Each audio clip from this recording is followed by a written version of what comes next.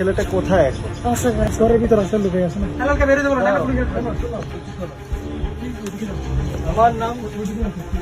আমার নাম ফারাজ করিম চৌধুরী। আপনারা নিশ্চয়ই আমাকে চিনেছেন। আমি 120 সেকেন্ড সময় দিব এখন থেকে হেলালকে ঘরের থেকে বের হয়ে আসার। 120 সেকেন্ড সময়।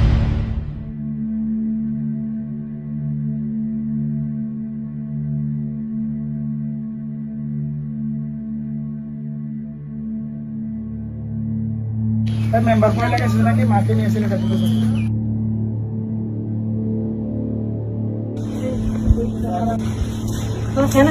ভালো হচ্ছে, ভালো হচ্ছে।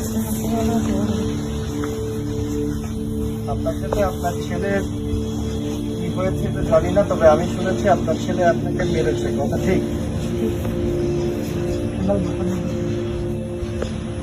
আপনার ছেলে কি কারণে আপনাকে মারলো? ছেলেটা কোথায় এখন? ঘরের ভিতরে আছে, লুকিয়ে আছে না।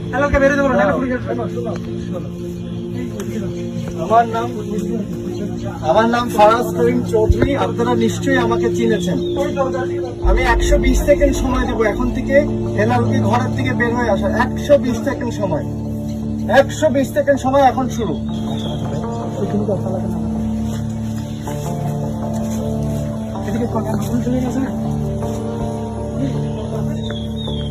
ও বা এই পরিবারের সামনে কেউ যদি আপনার সাথে আর এক মুহূর্ত খারাপ আচরণ করে, এক মুহূর্ত খারাপ আচরণ করে, যে কোনো কেউ, হেলাল হোক, যদি আর এক মুহূর্ত খারাপ আচরণ করে, বাকিটা কিন্তু আমি এবার নিজের থেকে দেখব।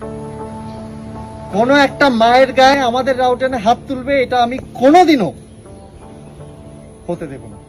আপনারা মা, আপনারা আমাদের শ্রদ্ধার জায়গায়, আমি বসবো না। আমি আপনার কাছে একটা ক্ষমাও চেয়ে নিলাম। আমারও খারাপ লাগছে যে এরকম একটা ঘটনা, এটা আমার শুনে আমার বুকে কষ্ট হয়েছে। আমি আপনার ছেলের মতন, আপনি আপনার ছেলেকে মাফ করে দেবেন। আপনার সাথে এই ধরনের ব্যবহার কোনো কেউ করবে না। আমি বুঝতে পেরেছি আপনাকে মা, আর কোনো কিছু বলার নাই। আপনি অনেক কষ্ট করে দূরের থেকে আসছেন। আলাদা করে কিছু এখান থেকে ওনাকে খাওয়াবে না। উনি বাজার করে আনছে, দেখছেন? আমার কোনো ছেলে নেই।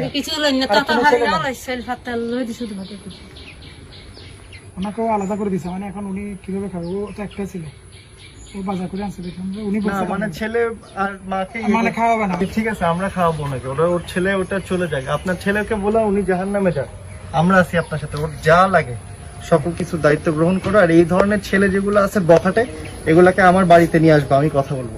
আমি আপনাদেরকে বলে দিই, এইখানে এই রাউজানে এই ধরনের বেয়াদবি কোনো মার সাথে আমি না, আমি বসবো না। আপনি আমাকে আদর করে বলছেন, এটাই আমার জন্য বেশি। আমার জন্য দোয়া করবেন, এই ব্যক্তিতে আমার কিছু চাই না। আর যা আপনার প্রয়োজন তোমরা এটা দায়িত্ব গ্রহণ করো।